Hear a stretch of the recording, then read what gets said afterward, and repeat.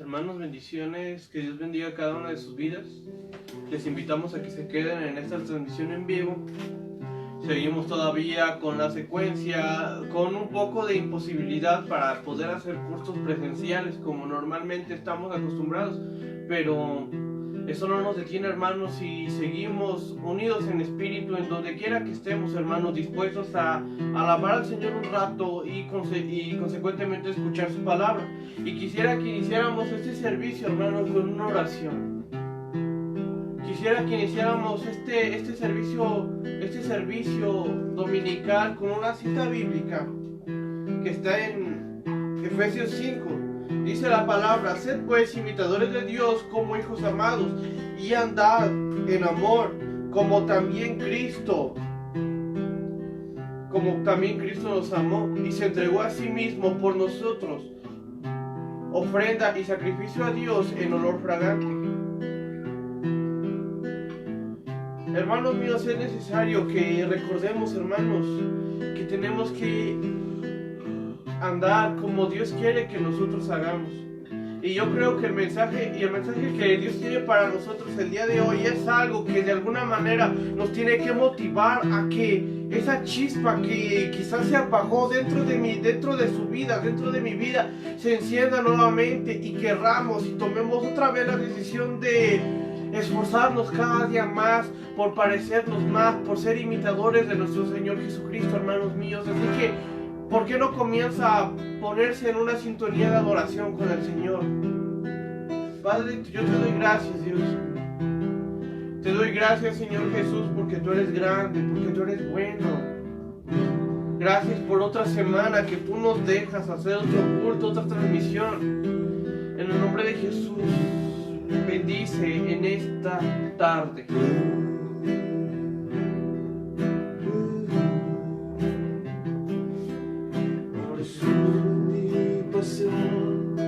Sanador y proveedor, ese eres tú, ese eres tú. En el nombre de el agua Jesús, que da vida, bendice, el Padre, pan que me al remanente. Ese eres tú, ese eres tú, poderoso en la batalla, el rey que viene pronto. Ese eres tú, ese eres tú, eres tú para mí, así eres tú. Eres para mí, eres tú para mí, así eres tú, eres para mí. La razón de por qué canto es tu madre, mi alabanza, ese eres tú, ese En el nombre de Jesús te damos gracias, Padre, porque podemos estar aquí nuevamente. al que amo en intimidad, ese eres tú, ese eres tú, mi deleite y mi gozo. En el nombre de Jesús Al te que damos doy gracias, mi Señor. corazón, ese eres tú, Ese eres tú, Señor, nuestro Rey, nuestro Salvador. Tú eres al que amamos, Señor. Permítenos en esta tarde amarte, bendecirte como solamente tú lo mereces, Señor Jesús. así eres tú. En el nombre de Jesús, Padre, gracias, Señor Jesús. Eres tú para mí, así eres tú, eres para mí. Te amo, Señor Jesús, gracias.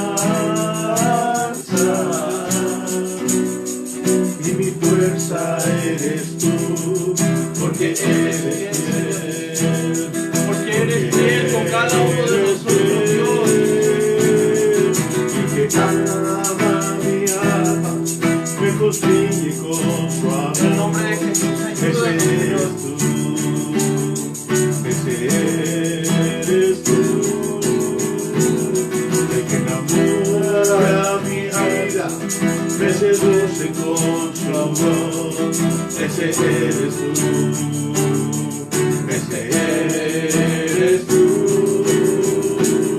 Y el que conoce mis secretos y me ama como soy, ese eres tú, ese eres tú. Eres tú para mí, ese eres tú, eres para mí, eres tú para mí, ese eres tú, eres para mí. Muchas gracias, Señor Jesús, porque estás aquí, Señor. Permítenos, Señor, que ante todas las cosas, Dios, podamos servirte como tú lo mereces. Permítenos, Padre Santo, poder estar contigo, poder estar firmes, aun cuando las cosas parecen, Dios, llevar un camino equivocado, una decisión errónea. En el nombre de Jesús, ayúdanos, Señor, ante todas las cosas, estar completamente firmes en ti, Dios Santo Jesús. Ayúdanos, Padre Santo, ayúdanos, Dios. Cada día necesitamos más, Dios. Cada día necesitamos más y más de ti, Dios. En el nombre de Jesús. Muchas gracias, Señor. Muchas gracias, Padre.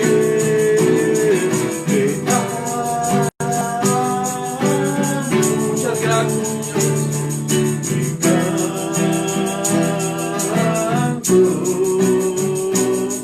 Y mi adoración solo para ti, solo para ti. Muchas gracias, Señor.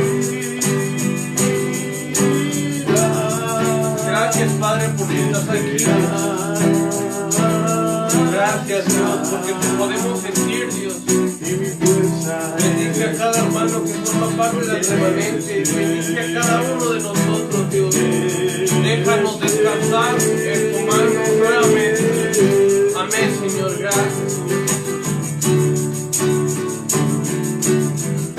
Gracias, Dios, porque tú estás aquí. Ahora prepara nuestro corazón para lo que quieras hablarnos a través de tu palabra, Dios. En el nombre de Jesús. Muchas gracias, Dios.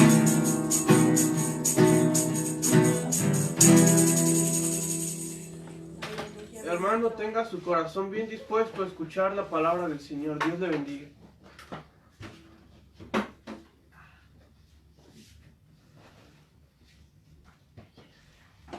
Buenas tardes, iglesia. Dios les bendiga, nos da gusto.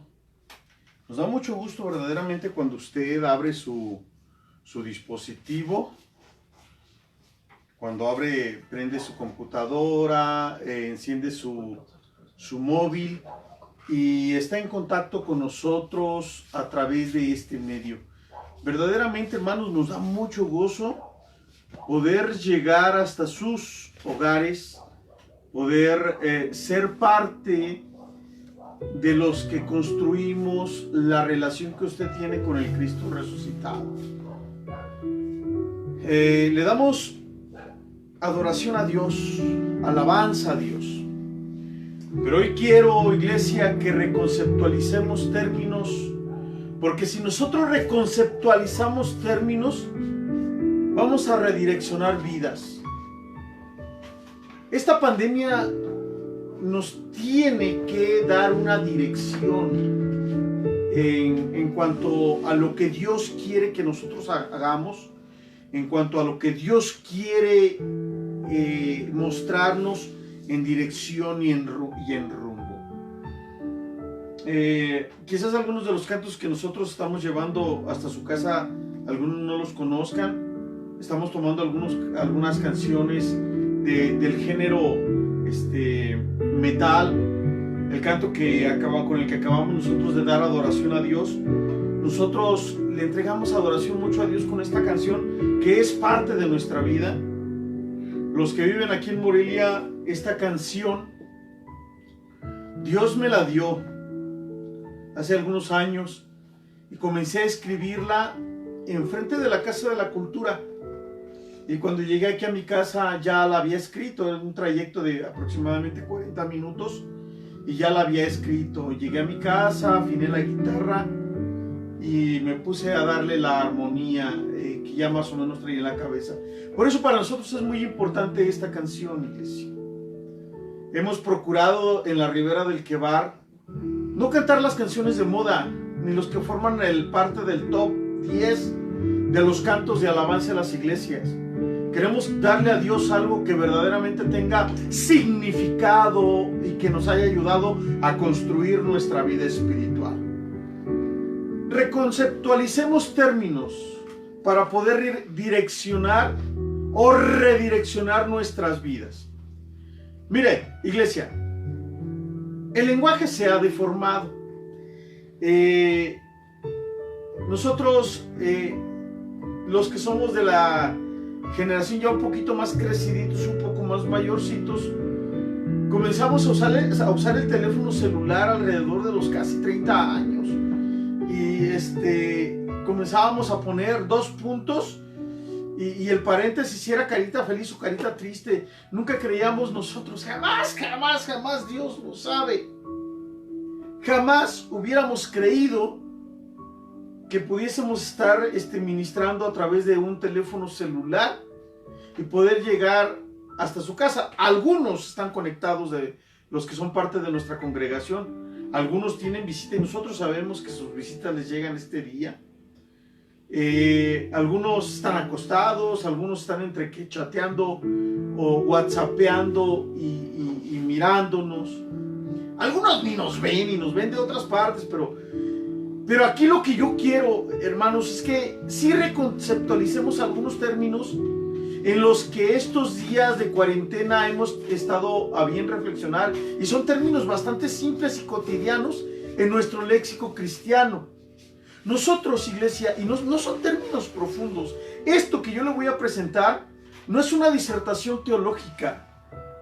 Lo que le voy a presentar no es una exégesis, es una pequeña reflexión que ha llegado a lo largo de esta semana a mi corazón. Es una pequeña reflexión. El lenguaje se deforma y las palabras cambian de significado. Por ejemplo, nosotros podemos hablar con jerga. ¿Qué es la jerga?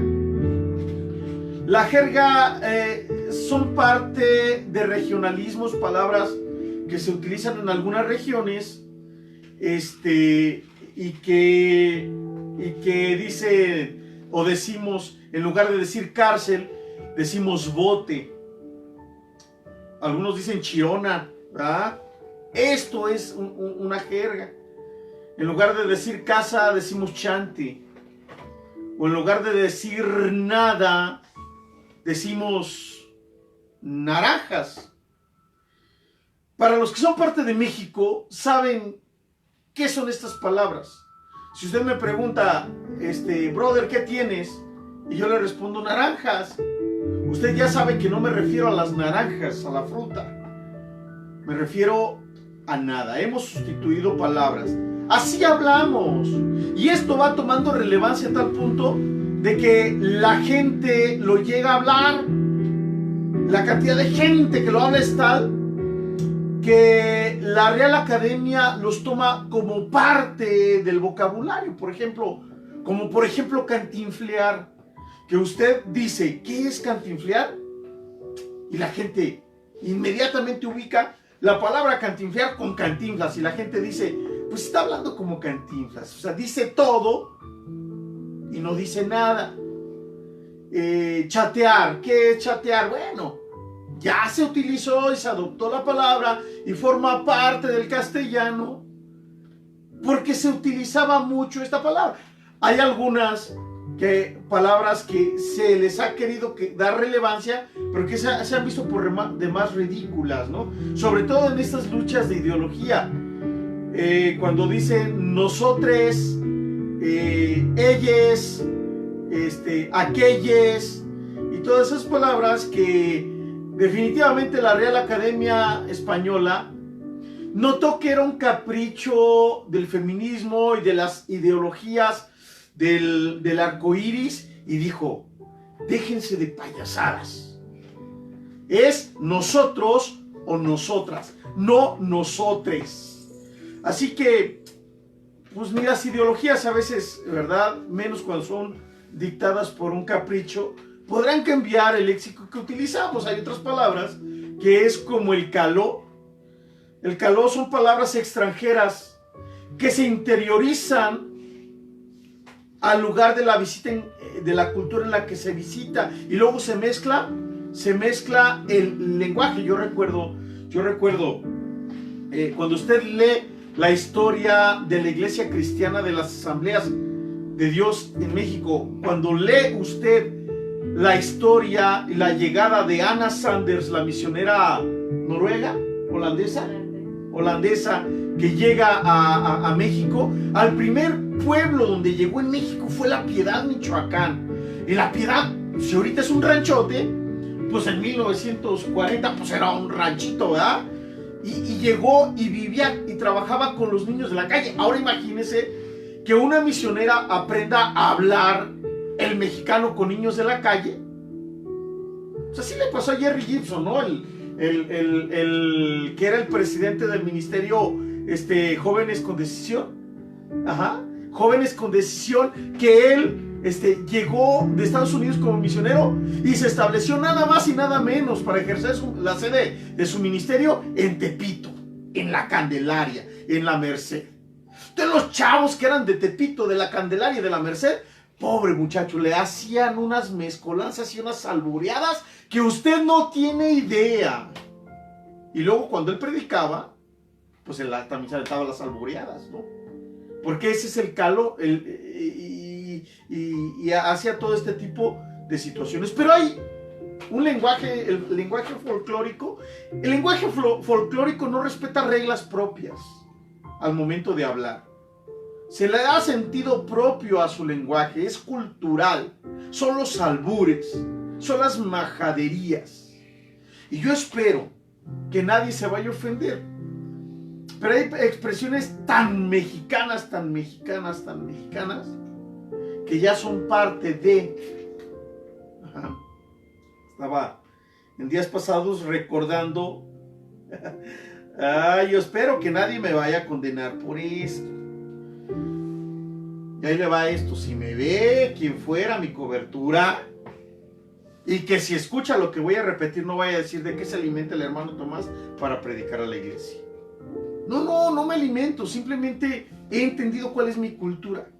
Pero hay un compositor que nació por allá como en 1950 y cacho, 1952, 1954, no recuerdo. Su nombre fue Jaime López, ya se murió.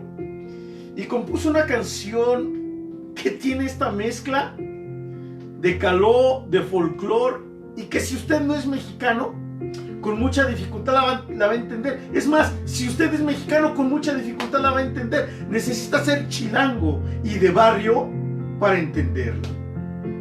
Y dice así la letra: ya chole chango chilango, qué chafa chamba te chutas, no checa andar de tacuche y chale con la charola, tan choncho como una chinche, más chueco que la fayuca, con fusca y con cachiporra te paso a andar de guarura. Dice: si choco saco chipote, la chota no es muy molacha, chiveando los que machucan se ve morder su talacha, de noche caigo al congal, no manches, dice la changa, al chorro de teporochos en chifla pasa la bacha, pachucos, cholos y chundos, chichiflas y malafachas, acá los chompira rifan y bailan tibiri tábara. ¿Usted creerá que este es un lenguaje que sí se entiende? Pero es lenguaje propio del mexicano. Es lenguaje que forma parte de una cultura, de un grupo social, de un contexto cultural. Y cada cultura es rica en sí mismo. Ahora si usted dice: ¿qué majaderías estaba diciendo el hermano Tomás y Ave María? Y se persina. Hermano, usted sabe que en Ribera del Quebar estamos muy peleados con los fariseos. Jesús no tuvo problemas con las prostitutas, ni tuvo problemas con los ladrones. Jesús no tuvo problemas, hermanos, con la gente, con los criminales. con los que Jesús tuvo problemas y verdaderos problemas, era con los fariseos, con los religiosos. ¿De dónde saqué esta letra? Del internet, hermano. Del internet. Ahora mire, la deformación del lenguaje es una realidad. Es una realidad y creo yo que todos los predicadores deberíamos entender estos idiomas que se hablan en nuestras culturas. Uno de los problemas que nosotros los predicadores tenemos al momento de platicar con gente que no es creyente es que metemos las palabras religiosas ¡pum!, en el contexto en donde nosotros nos encontramos. Y eso crea una barrera en el lenguaje. Los que entienden la psicología de la comunicación saben cuál es esta psicología o cuál es esta barrera que mentalmente se levanta cuando nosotros utilizamos palabras de este tipo, religiosas, que solamente forman parte de nuestro pequeño grupo espiritual. Entonces, iglesia, usted y yo vivimos inmersos en una cultura, vivimos inmersos en un mundo que ha deformado sus terminologías. Y nosotros, como iglesia, hemos deformado y hemos tergiversado algunos términos. Utilizaba lo anterior, hermano, solamente para ejemplificar cómo hay palabras que entendemos, cómo hay expresiones que entendemos y cómo hay otras que son parte de nuestra cultura y que no las entendemos. Hay algunas que son muy bien dichas y que nosotros pensamos que son malas.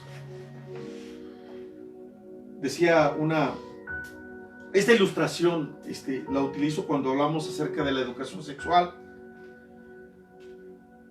Llegó una niña, sus papás la metieron a la escuela de monjas. Y llegó una niña y estaba su mamá y su papá cenando.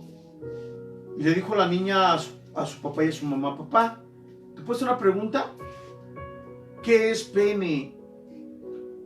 Y el papá se espantó porque la tenía en una escuela de monjas, porque no quería que su hija escuchara semejantes palabras. ¿Quién te enseñó eso? ¿Dónde aprendiste eso? ¿En la escuela? ¿En la escuela te enseñaron eso? Sí. ¿Quién te lo enseñó? Las madres. ¿Las madres que son maestras te enseñaron eso? Sí. ¿Qué? ¿Pero por qué? Espérate, viejo, le decía a su esposa. Espérate, mira, deja que la niña te explique. Y el señor, todo exaltado, se jalaba los pelos y se persinaba y clamaba y decía y mandaba a las pobres monjas al infierno. Y entonces la niña que le pregunta a su mamá con un poco más de calma: ¿qué fue lo que te preguntaron? ¿Qué fue? ¿De dónde viene tu pregunta? ¿Qué fue lo que te dijeron? ¿Qué fue lo que te enseñaron las madres allá en el colegio?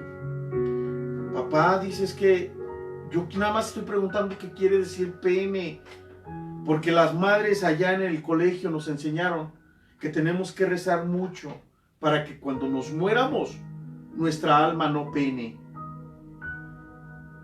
Y nosotros, iglesia, damos un sinnúmero de vueltas en la cabeza de acuerdo a la cultura, de acuerdo al entorno, de acuerdo a la educación, de acuerdo a la formación, y palabras que son bien dichas las tergiversamos. Utilizo lo anterior para meterme a lo siguiente. Y ahora sí, quiero que usted abra su Biblia, que saque su Biblia y que reconceptualicemos términos, porque tenemos que redireccionar rumbo de vida. No sé en qué problemas se hayan metido muchos creyentes durante esta pandemia. Muchos están metiendo algún recurso legal para poder abrir templos y volver a hacer reuniones, servicios y cultos. Y es bueno, por supuesto. Algunos han cuestionado si efectivamente las cifras y los números que dan en televisión son los correctos o no son los correctos. Es bueno que cuestionen, es bueno que se cuestione. Como iglesia nosotros tenemos que cuestionar. Estamos enseñando a observar el convencionalismo desde el exilio, porque muchos de los que forman parte de nuestra congregación, de nuestra pequeña congregación, hemos sido desechados, olvidados, marginados, hemos sido subestimados y menospreciados. Y cuando pasa el tiempo nos damos cuenta que en medio de ese abandono Dios levanta un remanente hermoso, un remanente que ha permanecido estable, que no es fluctuante, porque es un ser humano al que pastoreamos, o son seres humanos los que pastoreamos. Pero hubo un tiempo, iglesia, o hay periodos de tiempo que cualquier pastor se encuentra como en la montaña rusa en las emociones con su congregación. A veces está arriba: pastor, lo queremos, vamos a echarle gana, pastor, vamos a evangelizar, adorar a Dios y hacerle fieles, y yo con usted hasta la muerte, pastor. Y hasta levantan la mano derecha así como una señal de protesta, porque van a ser leales. Y al otro día se cambian de iglesia, se van, hacen, vuelven. Ahorita, el remanente, estamos en un periodo en el que Dios está trabajando y tratando con nosotros, y no con nosotros, con su iglesia, en los que nosotros tenemos que reconceptualizar términos por lo que Dios quiere hacer con nosotros.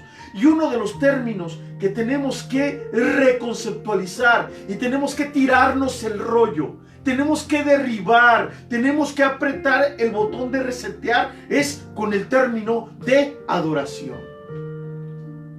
De adoración. Estaba leyendo por la mañana, iglesia, mis hermanos, estaba leyendo en una página cristiana que se llama Noticias Cristianas. Estaba leyendo que la música que tienen las iglesias, las luces con las que han adornado el altar, genera en el cerebro un efecto como el efecto que produce las drogas en las personas. Es decir, hay iglesias que no tuvieron el cuidado o la precaución para enseñar a la gente a ser adoradores, sino que, según lo que nos dicen algunos estudios, sin saberlo, espero, porque si lo sabían, qué cañón, compromiso con Dios se han aventado, de generar en sus creyentes una adicción para que no se vayan de las iglesias, para que la gente sienta la necesidad de estar cada 8 días en la congregación, porque extraña la música, porque extraña la euforia, porque extraña el brinco, porque extraña la danza, porque extraña las luces estrofónicas, o como se llame. Se me olvidó el término. Es que se degeneró mi lenguaje. Entonces, y entonces la gente tiene la necesidad, según este estudio llevado a cabo en España, en Inglaterra y en los Estados Unidos. Y entonces la gente dice, como cuando el chavo necesita el cristal, como cuando una persona es adicta a las emociones fuertes, y esas emociones fuertes le ha activado esa química cerebral, y al estar en esas emociones fuertes, su cerebro segrega dopamina y serotonina, y siente la necesidad de estar. Dicen los estudios que la música en las iglesias, las luces, la euforia y la cúltica han llevado a las personas a esa necesidad. Por eso, neurólogos, psiquiatras y sociólogos serios han cuestionado la funcionalidad espiritual de la cúltica y de la adoración de algunas iglesias. Porque lejos de traerles paz, lejos de traerles estabilidad, les han traído una alteración en el estado de ánimo y un altibajo en la dopamina y en la serotonina. Y ahora lo necesitan. Y dicen algunos que es como aquel, lo necesita como aquel que tiene relaciones sexuales, por lo que segrega también la química cerebral, como aquel que se emociona con las apuestas, como la química cerebral que viene cuando nosotros jugamos un videojuego muy adictivo, como si estuviésemos consumiendo drogas. Y me preguntaba mi patrón en el trabajo secular que ejerzo, ¿cómo los ve? Les dije, pues tienen mucha danza, pero tienen poca vida espiritual, hablando de la cultica que hacía en el centro de rehabilitación. Esto es lo que ha provocado. Ahora fíjese bien, ¿qué es lo que nosotros tenemos que reconceptualizar? Mire, la adoración no es un evento. La adoración no es un género de música.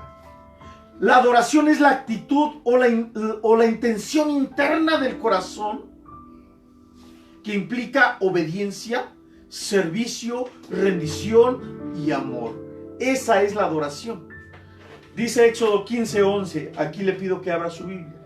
Éxodo 15:11. ¿Quién como tú, Señor, entre los dioses? ¿Quién habla? Moisés.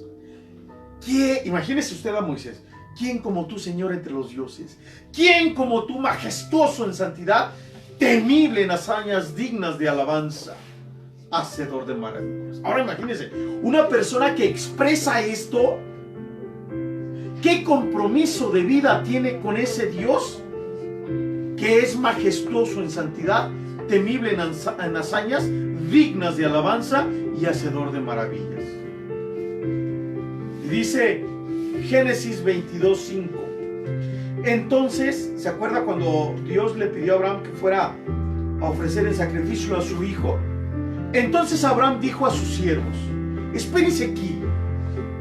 Y con un asno y con el niño, o sea, Jacob, Isaac, voy a ir con el asno y el niño y voy a llegar a ese lugar y allí voy a adorar y luego volveré aquí mismo. ¿A qué se refería Abraham con la adoración? A la obediencia.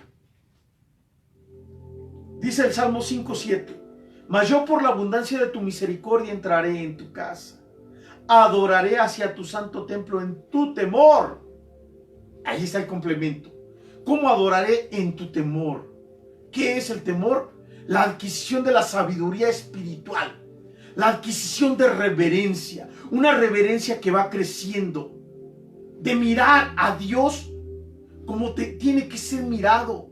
¿Se ha fijado usted, hermanos, que cuando nos encontramos mal en nuestro estado espiritual, porque desobedecimos, porque cometimos pecado, porque hicimos algo que no era adecuado y digno para un hijo de Dios, no nos atrevemos a levantar la mirada a Dios? ¿O usted sí se atreve? Qué cínico es aquel que se atreve a hacerlo. Cómo menosprecia la santidad de Dios. Pero cuando hacemos lo que no es correcto, nos agachamos y decimos: ah, Dios, no soy ni digno de levantar la cabeza, ni digno de levantar mi cara a ti. Pues eso era lo que decía el salmista: adoraré hacia tu santo templo en tu temor. Salmo 96:9. Adoren al Señor en la hermosura de la santidad. Y dice: y tiemblan ante Él todos en la tierra. Entonces, ¿qué es adoración, hermano Tomás? La adoración no es un evento. La adoración no es una canción. Puede ser el medio por el cual entregamos a Dios lo que Él es para nosotros. Pero se queda muy cortito que nosotros digamos: voy a comprar una canción para adorar a Dios. Voy a comprar y a descargar el disco del salmista de moda para adorar a Dios. La adoración no es enriquecer al salmista. La adoración no es apoyar el ministerio del salmista. La adoración, mis hermanos, es, escuche bien, porque lo hemos predicado mucho en el remanente y en el ministerio donde Dios nos ha permitido estar. La adoración no es brincar. La adoración no es danzar. La adoración no es que termine bañado de sudor con la camisa desfajada y que ande salpicando saliva por todos lados al momento de estar danzando. Eso no es adoración. La adoración tenemos que reconceptualizar términos para redirigir nuestra vida. La adoración es la respuesta humana a la revelación divina. Dios se me revela, Dios me habla, Dios me muestra su camino, Dios me muestra su voluntad. ¿Cómo le respondo yo? Esa es adoración, iglesia. Aunque no se sepa la canción de moda, aunque no se sepa la alabanza de moda, aunque al momento de danzar tenga dos pies izquierdos como su servidor y tropezamos con nuestros mismos pies. La adoración es la respuesta humana a la revelación divina. Que Dios le muestre en su palabra lo que Él quiere para usted ahorita. Y de la forma como usted le responde, esa es la adoración, iglesia. Esa es la adoración. Dicen, estaba escuchando un culto en vivo por la mañana, una iglesia bastante grande aquí en Morelia, y decía: Dios, te damos la adoración, mira todo tu pueblo adorándote, y todos estaban danza y danza, y decían y goleaban, la libertad, y hacía, no, en la Biblia no es así. Hemos deformado el lenguaje bíblico, ha formado parte, hemos puesto el todo por la parte. La adoración no es brincarle, la adoración la adoración es cómo le respondemos a Dios cuando Dios nos dice: dame, hijo mío, tu corazón y miren tus ojos por mis caminos. Es la respuesta humana a la revelación divina. Adoración es cuando Dios me dice: probadme en esto y hay alimento en mi casa. ¿Cómo, Señor, te vamos a probar? Con diezmos y ofrendas. De la manera como nosotros respondemos es la adoración que le estamos dando. Y que conste que su servidor no habla de este tema con mucha frecuencia. La adoración es cuando Dios nos dice: pídele perdón a fulano de tal, y nosotros pedimos perdón. Esa es la adoración, la respuesta humana a la revelación divina. Si estuvieran ustedes aquí, mis hermanos, yo les diría: ¿cuántos dicen amén? El otro término que tenemos que reconceptualizar para redirigir nuestra vida es el término iglesia. Iglesia viene del término eclesia, que es asamblea de llamados. La Biblia dice en 1 Corintios 3:17: si alguno destruye el templo de Dios, Dios lo destruirá a él, porque el templo de Dios, el cual sois vosotros, santo es. La iglesia, y usted lo sabe, no es el edificio. Y la iglesia, escuche bien, no es el grupo de personas en su conjunto. La iglesia es el individuo y el conjunto que se reúnen en un lugar que está destinado. No es un principio bíblico que nosotros tengamos un edificio o construido para la iglesia. El principio bíblico es que si hay pastor y hay 2 ovejas, nos juntemos para adorar a Dios, porque dice la Biblia: porque donde están 2 o 3 congregados en mi nombre, allí estoy yo en medio de ellos. Mateo 18:20. ¿Cuál es el principio bíblico? El principio bíblico es que nos reunamos a adorar a Dios, a saber lo que Dios quiere de nosotros, a edificarnos unos a otros, a bendecirnos unos a otros, a individual y colectivamente a adorar el nombre de Dios a través de una canción, a través de nuestra alabanza, cantar la grandeza de nuestro Dios, decirle a Dios lo que Él es para nosotros, pero sin descuidarnos que adoración es la respuesta humana a la revelación divina. Y, mis hermanos, iglesia es uno solo o 1000 reunidos. Esa es la iglesia. En Mateo 16:18 dice: y yo también te digo que tú eres Pedro, y sobre esta roca edificaré mi iglesia, y las puertas del infierno no prevalecerán contra ella. Aquí nos hemos confundido tanto en la iglesia romana como en la iglesia evangélica, hermanos. Porque la iglesia romana afirma que Jesús le dice a Pedro: tú eres Pedro, y sobre esta roca, es decir, sobre Pedro, edificaré mi iglesia. Equivocados. Y la iglesia cristiana mete allí unas palabras con la letra al principio mayúscula y con minúscula, y está diciendo la iglesia cristiana: yo también te digo que tú eres Pedro, y sobre esta roca, es decir, sobre Cristo, edificaré mi iglesia.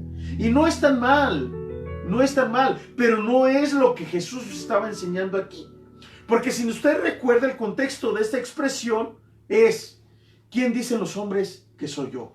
Algunos que eres Juan el Bautista, y otros pues que eres Jeremías, alguno de los profetas.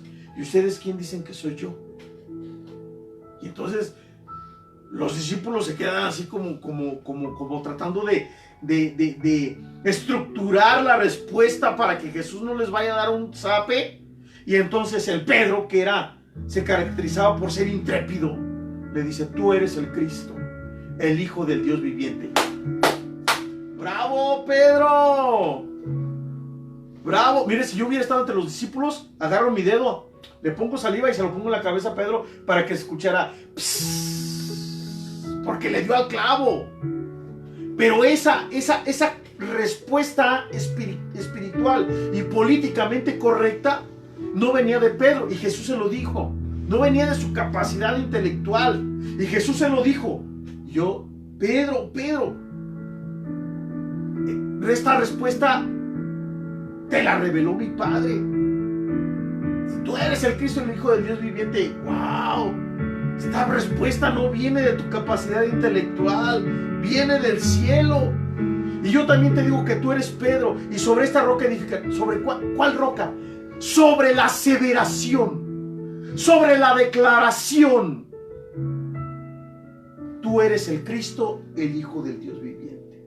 Si usted ya ha confesado con su vida y con su corazón lo ha creído, que Jesús es el Cristo, el Hijo del Dios viviente, usted es la iglesia.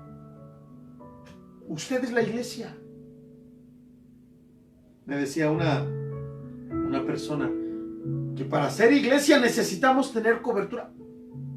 Pues ¿qué cobertura más quiere sino que la de Dios? Porque a unos que pertenecen a una cobertura, ahorita que está tan de moda, o que pertenecen a una asociación religiosa, saben someterse y sujetarse, o quieren aprender a sujetarse y a someterse a la cobertura del Espíritu Santo.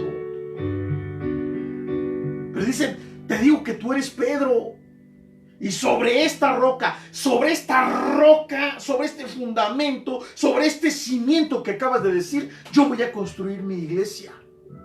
¿Sobre cuál? Lo repito: Señor, tú eres el Cristo, tú eres el Hijo del Dios viviente. Y le dices: ¡zas! Todo aquel que crea que yo soy el Cristo, el Hijo del Dios viviente,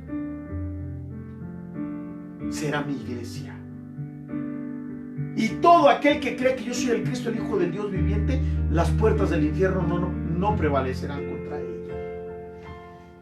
Tenemos que redireccionar rumbo. Hay imágenes en el internet. Mire, la teología de internet es de que usted no se congregue. La teología de internet es que usted no sirva. Usted puede servir a Dios sin congregarse, sin servir, sin hacer, sin santidad, sin aquello. Eso es. Pues si las iglesias cristianas, si las librerías cristianas tienen cada hereje escribiendo, cuánto más Facebook, que escriben ateos, agnósticos, gnósticos, panteístas, testigos de Jehová y mormones y sacerdotes satánicos y espiritistas y sacerdotes de la nueva era y propulsores de la metafísica y los que propagan la confesión positiva a nombre del cristianismo, están dando sus argumentos. Ni los conoce usted, hermano, ni los conozco yo. Y hay una imagen por ahí que dice que en este tiempo de pandemia, ¿dónde está la iglesia? ¿Dónde está la iglesia? Para los que ven este video y que son aquí de Morelia, menciono: ¿Dónde está la iglesia?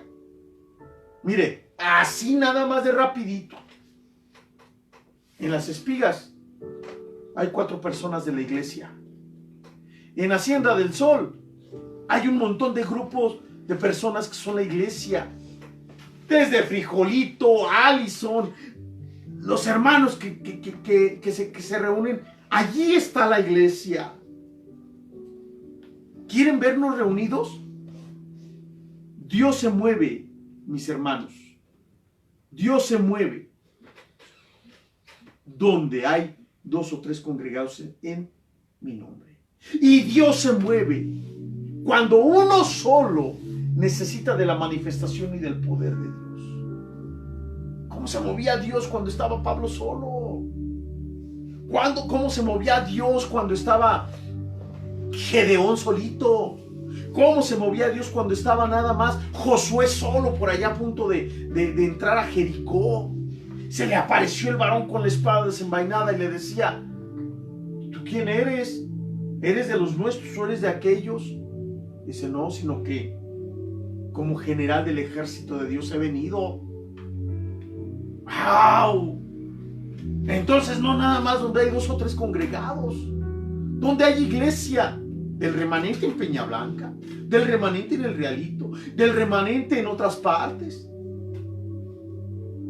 Allí está la iglesia, donde Dios la puso, donde usted vive, mis hermanos, sea la iglesia. Porque qué problema sería, ¿no? ¿Qué problema sería si los que nos están instruyendo en la vida espiritual hayan generado en nosotros una adicción a la música, a la danza, a la euforia y al grito? Entonces no estaríamos haciendo misión de iglesia. Pero cuando usted está en el campo, en despoblado, donde no hay música, donde no hay alabanza, donde no hay gritería, donde no hay quien le diga: oh, sienta la presencia de Dios, siento que el Espíritu Santo le quiere ministrar, y allí agacha la cabeza, sabe doblar la rodilla y sabe derramar su corazón, allá hay iglesia. Allá hay iglesia. ¿Cuántos de los que se congregan, mis hermanos, en iglesias grandes y muy estructuradas, adoran a Dios por la presión de grupo? Gritan por la presión de grupo, brincan por la presión de grupo, cantan por la presión de grupo. Y así como son movidos por la presión de grupo, ¿hay un fundamento bíblico por esto? Por supuesto. Dice la Biblia que Saúl comenzó a profetizar cuando estaba con los profetas, y se levantó un dicho y un refrán que decía: Saúl entre los profetas. Ya lo conocían, que era pagano, que era insensato, que era caprichoso, y de pronto se junta con los profetas y comenzó a profetizar. ¿Cuántos creyentes hay que no han sabido ser iglesia? Que no saben adorar a Dios, pero cuando están en grupo se caen, brincan, vuelan, nacen, corren, saltan, lloran, declaran, decretan, bajan el cielo, matan al diablo y cuánta cosa más. Qué antibíblico. Tenemos que reconceptualizar términos para redirigirlos, hermanos, porque si no, no vamos a poder ser misión. ¿Qué es ser misión? Misión es responder a la pregunta: ¿por qué existe la iglesia? ¿Por qué está la iglesia en este mundo? No como grupo, sino individualmente. ¿Por qué usted vive donde vive? ¿Por qué nació con la familia con la que nació? ¿Por qué, si Dios es tan bueno y le pudo dar a los mejores papás del mundo, le dio unos papás que cometían violencia intrafamiliar con usted o abuso sexual? ¿Por qué la golpearon, la maltrataron y le quitaban todo, la sacaron de la escuela y lo mandaron a vender chicles por allá en la calle? Y cada vez que usted llegaba con unos centavitos, el papá le decía para comprarse sus caguamas: hijo, dame el dinero, y le quitaba el dinero. Cuando usted viene a los pies de Cristo y entiende o entendemos por qué el Dios que hace todas las cosas perfectas permitió que naciéramos en un hogar así, en una familia así, en una colonia así, es cuando comenzamos a hacer misión de iglesia. ¿Por qué existimos, mis hermanos? ¿Por qué existimos? La Biblia nos enseña que la misión de la iglesia la tenemos dividida en 3 partes. Piénsele. Número 1, la iglesia existe para poder ministrar a los santos. Aquel santo que está allá, que ha sido redimido con la sangre de Cristo. Aquel que está allá, que ha sido redimido con la sangre de Cristo, necesita que yo le edifique. Y yo necesito que Él me edifique. Número 1, la iglesia existe para edificar a los santos. Número 2, la iglesia existe para ministrarle a Dios, para adorar. No dice la Biblia que Dios busca adoradores que le adoren en espíritu y en verdad. Así es, iglesia. Y retomamos la enseñanza, porque la adoración no es cantar. La adoración es la respuesta humana a la revelación divina. Adorar a Dios. Número 1, ministrarle, ayudar a construir y edificar la vida espiritual de la iglesia, de los creyentes. Número 2, adorar a Dios. Y número 3, llevar la palabra de salvación a un mundo que vive sin esperanza, que vive en un suicidio social, que vive en un suicidio cotidiano y colectivo, que vive en un suicidio, en una amargura, que vive sin esperanza, que vive sin razón, que vive en un mundo en el que, pues ya estoy aquí, ¿ahora qué hago? Por esas 3 razones estamos aquí en este mundo. Su servidor prefiere, hermanos, la otra vez estuvimos haciendo cuentas en nuestro anterior pastorado, una iglesia en el sur de Morelia, que no le gustaba a la gente pobre. Hicimos cuentas de cuánta gente llevamos a la iglesia, cuántas familias llevamos a la iglesia. Hubiera crecido al doble la iglesia si se hubieran atendido las familias pobres.